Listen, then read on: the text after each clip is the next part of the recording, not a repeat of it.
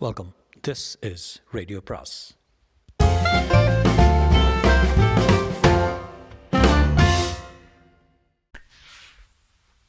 அனைவருக்கும் அன்பு வணக்கம்.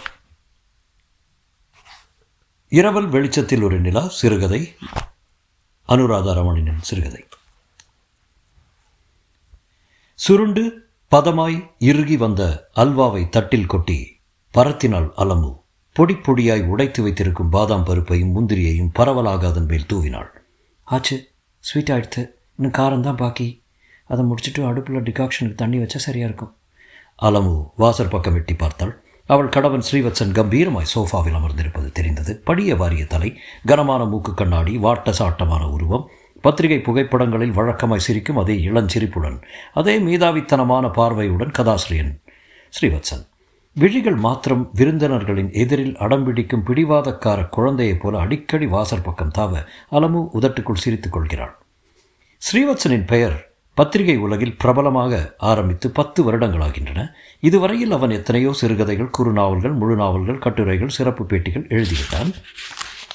இருந்தாலும் இன்னமும் அவனை பேட்டி காண யாராவது வந்தால் ஒருவித படபடப்பும் பதட்டமும் அவனை கவ்வுவது அவளுக்கு தெரியும். அவளுக்கு மட்டும்தான் அது தெரியும். அலமு, எல்லாம் ரெடியா? ஓ, ரெடி. அந்த பூஜாடியில் இருக்கிற பூவை கொஞ்சம் மாற்றிட, புதுசாக வேறு பூ கொண்டு வந்து வை. அவன் சொன்னபடி செய்தாள். மனம் எங்கேயோ அலைய போண்டாவை எண்ணெயில் பொறித்து எடுக்கிறாள். நினைவுகள் தன் வசத்தில் இல்லாததால் விரல் நுனி கொதிக்கிற எண்ணெயை ஸ்பரித்து விடுகிறது. அம்மா, 63 உற்சவத்தில் கடைசியாக வரும் வைரமுடி சுவாமியின் கிரீடம் மாதிரி விரல் நுனியில் சிவந்து உப்பிய கொப்பளம். வாங்க வாங்க. ஸ்ரீவத்சனின் குரல் உற்சாகமாக எழும்ப அலமு சமையலறையிலிருந்து எட்டி பார்த்தாள். வாசல் 2-3 கார்கள். முதலில் நின்ற காரிலிருந்து பிரபலமான பத்திரிகை ஒன்றின் ஆசிரியர், உங்களது இலக்கிய படைப்புகளை மிகவும் ஆவலுடன் எதிர்பார்க்கிறேன். சிறந்த கற்பனை வளமும் அற்புதமான எழுத்தாற்றலும் உள்ள நீங்கள் விரைவில் மிகச்சிறந்த எழுத்தாளராக பெயரடிப்பீர்கள் என்கிற நம்பிக்கை உங்களது எழுத்தில் ஒளிர்கிறது. 10 வருடங்களுக்கு முன்பு இந்த ஆசிரியர் தன் கணவனுக்கு எழுதிய கடிதம் நேற்று தான் வந்தது போல இருக்கிறது. அவரது ஜோதிடம் பலித்து விட்டதை எண்ணியவள் மீண்டும் ஒரு முறை நன்றியுடன் அவரை பார்த்தாள். அதற்குள் கூடமே நிரம்பி விட்டது.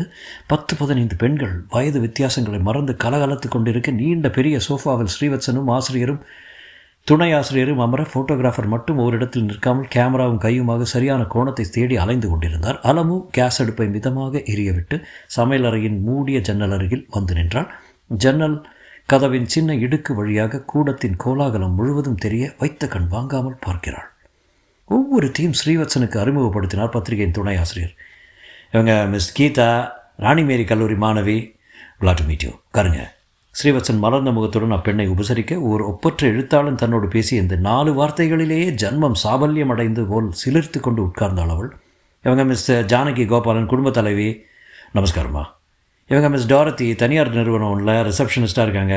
Nice, please take your seat. ஒவ்வொருத்திக்கும் அவளது வயது, செய்கிற தொழில் இவைகளுக்கு ஏற்றாற்போல் அரை முக்கால் முழு புன்னகைகள், சின்ன சின்ன உபசார வார்த்தைகள். தனித்தனியே எவளையும் ஒரேடியாக உபசரிக்காவிட்டாலும் அத்தனை பேர் மனசிலும் ஸ்ரீவத்சன் தன்னிடம் மட்டும் மிகுந்த அக்கறை கொண்டு பேசினார் போன்றொரு திருப்தி. இவங்க எல்லாரும் உங்கள் வாசகிங்க. இன்றைக்கி நம்ம பத்திரிகை நடத்துகிற பெண் உரிமை பற்றி கலந்துரையாடலில் கலந்துக்க வந்திருக்காங்க. ஆசிரியர் ஆரம்பித்து வைக்கிறார். ஸ்ரீவத்சன் அழகாக சிரிக்கிறான். வசீகரமாய் கண்களை சற்று இடுக்கிக் கொண்டு கூடத்து மூலையிலிருந்து கேமராவின் ஃப்ளாஷ் பல்பு ஒரு கணம் பிரகாசித்து இந்த எழுத்தாளனின் முன்னால் தான் எம்மாத்திரம் என்கிற வருத்தத்துடன் பொசுக்கென பிராணனை விடுகிறது. பெண் உரிமை பற்றின உங்களோட கலந்துரையாடலில் ஒரு ஆண் எழுத்தாளனான எனக்கும் இடமளித்திருக்கு. ரொம்ப நன்றி. என்ன அப்படி சொல்லிட்டீங்க? உங்களோட மனம் விட்டு பேச நாங்கள் தான் கொடுத்து வச்சுருக்கணும். பெண் உரிமையை பற்றியும் நம்ம நாட்டில் பெண்களுக்கு இழைக்கப்படுற கொடுமைகளை பற்றியும் உங்கள் பேனை ஒரு பத்திரிகை விடாமல் எழுதி தள்ளுறதை படிச்சுட்டு தானே இந்த கலந்துரையாடலுக்கு சம்மதித்தோம்.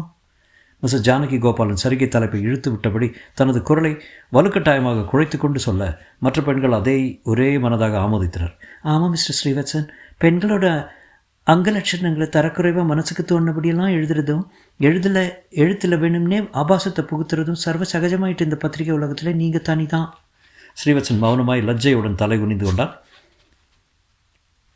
முதல்ல வரதட்சணை கொடுமையை எடுத்துப்போம். ஆசிரியர் பேச தொடர்ந்து ஒவ்வொருத்தையும் சடபடவென சீன வெடிச்சாரம் போல வெடிக்க, அடுப்பில் வைத்த தண்ணீர் தளதளவென கொதிப்பதை கூட மறந்து சுவாரஸ்யத்துடன் அவர்கள் பேசுவதை கேட்டுக்கொண்டிருந்தால் அலமு.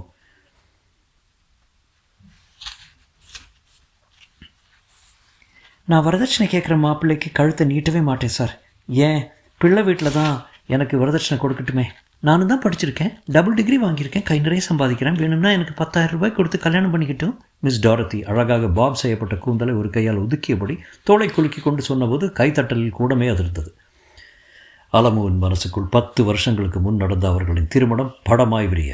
கும்பகோணம் கும்பேஸ்வரர் கோவில் தான் ஜானவாசம். பேசிய தொகை 10,000 இல்லையா? நிச்சயதார்த்தத்துக்கும் போது 5,000 கொடுத்தேள். மீதி தொகையை ஜானவாசன் போது தரேன்னு சொன்னீரே சுவாமி, மறந்துட்டீரா?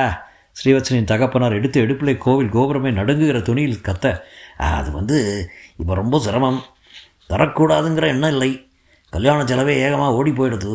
அடுத்த மாதம் சாந்தி கல்யாணத்துக்கு நாள் வச்சுருக்கோம் இல்லையா, அதுக்குள்ளே மீதியை தந்துடுறேன்.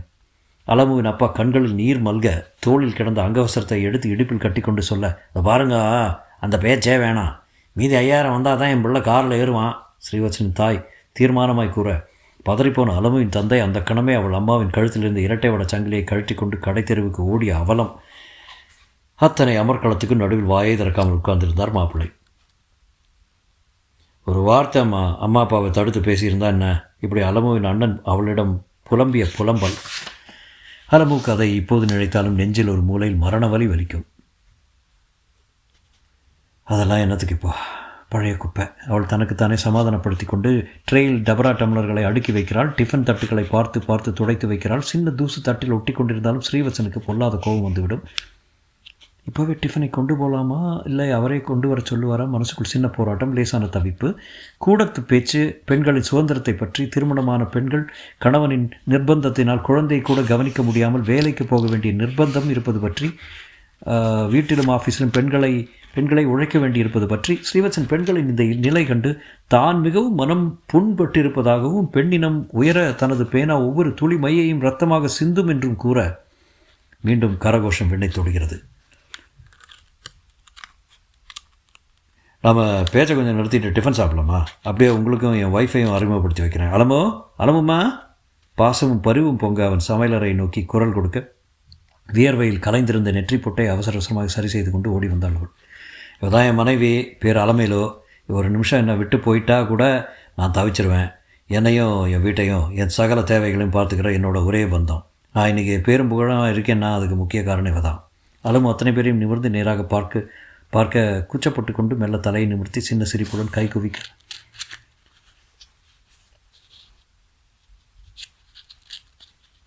ஏன் மிஸ்டர் ஸ்ரீவத்சன், பெண் உரிமையை பற்றி பேசினப்போ உங்கள் ஒய்ஃபுக்கு இந்த கலந்துரையாடலில் கலந்துக்க சொல்லியிருக்கலாம் இல்லை?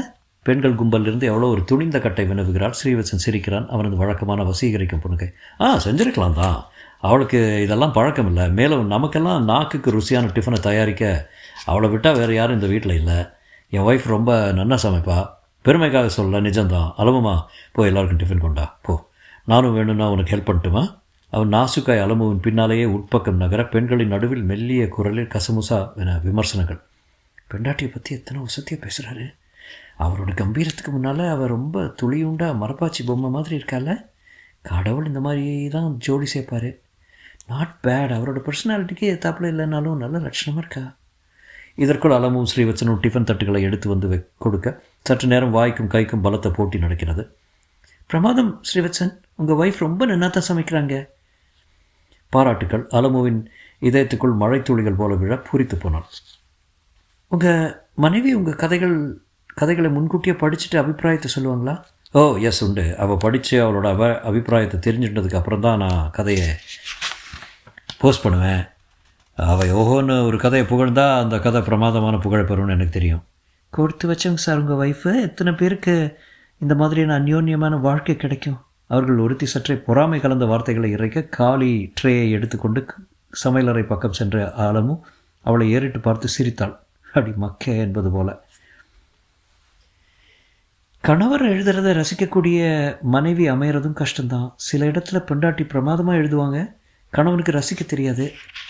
ஜானகி கோபாலன் பேசிக்கொண்டிருக்கும் போதே காஃபி வருகிறது. இந்த மாதிரி நல்ல காஃபியை குடித்தாலே உற்சாகமாக எழுத வரும் இல்லையா? துணை ஆசிரியர் காஃபியை புகழ ஸ்ரீவத்சன் புன்னகையுடன் ஆமோதிக்கிறான். நீங்கள் எப்படி ஆஃபீஸ்லேயும் ஒர்க் பண்ணிட்டு இத்தனை கதைகளையும் எழுதுகிறீர்கள்? உங்களுக்கு எது டைம்? ராத்திரியில் எழுதுவேம்மா. சாயந்தரம் 5 மணிக்கு மேலே எனக்கு என்ன வேலை? சச்சோ, ரொம்ப டயர்டாக இருக்கு இல்லையா? நீங்கள் ஜீனியஸ் தான் சார். கூடியிருக்கிற கும்பல் விடைபெறத் தொடங்குகிறது. சில பெண்கள் அலமுவிடம் சொல்லிக்கொண்டு விடைபெற்றனர். சிலர் இவளிடம் என்ன சொல்லிக்கொள்வது என்பது போல பொறாமை கலந்த அலட்சியத்துடன் வெறுமை தலையாட்டி விட்டு கிளம்புகின்றனர். ஆனால் அத்தனை பேரும் ஸ்ரீவத்சனிடம் ஆட்டோகிராஃப் வாங்கிக் கொள்ள மறக்கவில்லை. அவன் பொறுமையாக ஒவ்வொருத்திக்கும் தனது கையெழுத்திட்ட புகைப்படத்தை வழங்க அலமு கருமமே கண்ணாய் டீபாயிலும் தரையிலும் வந்தவர்கள் வைத்துவிட்டு போன காலித்தட்டுகளையும் டம்ளர்களையும் எடுத்து வைப்பதில் முனைகிறாள். இதோ அத்தனை பேரையும் அனுப்பிவிட்டு உல்லாசமாய் ஒரு பாட்டை முணுமுணுத்தபடி உள்ளே நுழைகிறான் ஸ்ரீவத்சன். அலமம்மா, நீ டிஃபன் சாப்பிட்டியோ? போண்டா எக்ஸலண்ட் போ. அவள் பதில் சொல்லாமல் தட்டுக்களை கழுவி வைப்பதில் ஈடுபட்டிருக்கிறாள். அலமோ, இன்றைக்கி ராத்திரிக்குள்ளே விகடனுக்கு அனுப்ப வேண்டிய தொடர்கதையின் 7வது 8வது அத்தியாயங்கள் தயார் பண்ணிவிடு. நாளைக்கு அனுப்பிட்டால் தேவையில்லை. காலம்புறவே ரெடி ஆகிடுது. அப்படியா? Very good. ஆமாம், இது என்ன விரலில் கோப்பலாம்? அது ஒன்றும் இல்லை, கொதிக்கிற எண்ணெயில் விரல் பட்டுடுத்து. என்னடா பார்த்து காரியம் செய்ய மாட்டியோ நீயே? இன்னும் எழுதுறதுக்கு எத்தனை இருக்கே? தீபாவளி மலர் வேலையெல்லாம் வேறு பாக்கி இருக்குது. இப்போ போய் விரலை சுட்டுண்டியே. அவன் சட்டென பேர்னாலை கொண்டு வந்து விரலில் தடுவுகிறான்.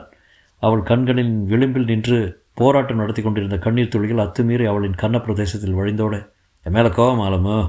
கோவமா? இல்லையே, நான் உன்னோட நன்மைக்காகத்தான் இப்படி செய்கிறேன் ஆலமோ. அவன் சொல்ல சொல்ல அவள் 10 வருடங்களுக்கு முன்பு திருமணமான புதிதில் நடந்த அந்த சம்பவத்தை நினைத்து பார்த்தாள். நான் ஒரு கதை எழுதியிருக்கேன், படித்து பார்த்துட்டு நன்னா இருக்கான்னு சொல்லுங்களேன். வெட்கம் கலந்த சிரிப்புடன் அலமு ஒரு காகித கற்றை நீட்டிய போது ஸ்ரீவத்சன் எத்தனை அலட்சியமாக பார்த்தான் அவளை. கதையா? அதுக்கான எனக்கு ஏது டைமு? ஸ்ரீவத்சன் இந்த பதில் அவளுக்கு பெரும் ஏமாற்றத்தை அளித்தாலும் அந்த கதையை அலமு என்கிற பெயரில் பத்திரிகைக்கு அனுப்ப அந்த கதை உடனே பிரசுரமானதுடன் ஏகப்பட்ட பாராட்டு கடிதங்களும் அவளை தேடி வந்தபோது அவள்தான் எத்தனை சந்தோஷப்பட்டாள். தன் மனைவியின் மகிழ்ச்சியில் பங்கு பெற வேண்டிய ஸ்ரீவத்சனின் மனம் குதர்க்கமான வழியில் போனது. என்னதே, கண்டவனும் உனக்கு லெட்டர் போட்டு நான் உன் ரசிகன் அது இதுன்னு பேசுகிறத துளி கூட நன்னால. அப்புறம் உன் ஃபோட்டோ ஒரு பத்திரிகையில் கேட்பாங்க. இதெல்லாம் எனக்கு பிடிக்காது. போதும், இந்த கதையை நிறுத்திக்கோ. இனிமேல் இந்த எழுதுகிற பிஸ்னஸே வேண்டாம். அவள் தலை குனிந்தபடி கல் மாதிரி நிற்கிறாள். பொலபொலவன கண்ணீர் அருவியாய் பெருகியது. அதற்கப்புறம் கொஞ்ச நாள் பேனாவே தொடாத சிறைவாசம். அவளை பொறுத்தவரையில் அது ரொம்ப கொடுமையான தண்டனை. சாப்பிடாமல் கூட இருந்து விடலாம், எழுதாமல் அவளால் எப்படி இருக்க முடியும்? மனசில் ஹோவென சமுத்திர இறைச்சலாய் பொங்கும் கற்பனைகளை அணை போட்டு வைப்பது சாத்தியமா? வேணும்னா ஒன்று செய்யலாமோ, உனக்கு எழுதணும் அவ்வளோதானே. உன்னோட எழுத்து நீ அச்சில் பார்க்கலாம், ஆனால் உன் பேரில் வேண்டாம், என் பேரில் எழுத. எனக்கு ஆட்சேபணம் இல்லை. பாராட்டு கடிதங்க வந்தாலும் என் பேரில் வந்துட்டு போட்டோம். என் ஃபோட்டோவை பத்திரிகைகளுக்கு கொடுக்குறேன். உன் எழுத்து தாகவும் தனியும், அதே சமயத்தில் நல்ல வருமானமும் வரும். ஒரு நாள் அவன் இப்படி சொன்னபோது, அடத்து, நீ ஒரு படித்த நாகரிக மனுஷன்தானா என்பது போல் வெறித்து பார்த்தாள். பாரு, எழுத முடியாமல் நீ தவிக்கிறத பார்த்து தான் இதை சொன்னேன். வேண்டாம்னா ஒன்று இஷ்டம். ஆனால் ஒன்று, என் பொண்டாட்டியை நீ இருக்கிற மட்டும் எனக்கு அடங்கி ஸ்ரீவத்சனோட பொண்டாட்டிங்கிற மற்றவா உன்னை குறிப்பிட்டு பேசுகிறாப்புல என் பின்னால் தான் நீ வரணும். கதாஸ்ரீ அலமுவோட கனவுங்கிற பட்டப்பேர் எனக்கு வேண்டாம். இல்லை, சுதந்திரமாக உன் பேரில் எழுதி உன் ஃபோட்டோவை 4 புத்தகத்துக்கு பார்க்குறது தான் உன்னோட லட்சியம்னா இப்போவே கிளம்பி உன் பிறந்த வீட்டுக்கு ஓடு. அன்று அவன் சொன்ன வார்த்தைகள். வெகு நாள் யோசித்து கடைசியில் தாலி கட்டி கொண்டு பாவத்துக்காக உடம்பாலும் மனசாலும் அடிமை சாசனம் எழுதி கொடுத்த அந்த நாள். இரவு மேஜை விளக்கின் ஒளியில் அலமு தீபாவளி மலருக்கான சிறுகதை எழுதி கொண்டிருக்கிறாள். ஒரு சபல புத்தி கொண்ட கணவனிடமிருந்து விவாகரத்து வாங்கி தனியே தன் வழியில் போகும் ஒருத்தியின் கதை. எண்ணங்களின் வேகத்துக்கு ஈடு கொடுக்க முடியாமல் விரல் கொப்புளம் வலியில் தெறிக்கிறது. ஸ்ரீவத்சனின் சுகமான குரட்டை ஒலி படுக்கையறை முழுக்க வியாபிக்க. நிலவுக்கென்று சுயமான பிரகாசம் கிடையாது. சூரியனிடம் வாங்கும் இரவல் வெளிச்சத்தில் தான் அது குளிர்ச்சியான ஒளியை பொழிகிறது. அதுபோலத்தான் அவனும் மனைவியின் சுய பிரகாசத்திலிருந்து இரவல் வாங்கிய வெளிச்சத்தில் பகட்டில் திரியும் வீரமில்லாத ஆண்மகன். அலமுவின் பேனா தடங்கலின்றி காகிதத்தில் வார்த்தைகளை கொட்டிக் கொண்டிருக்கிறது. முற்றும்.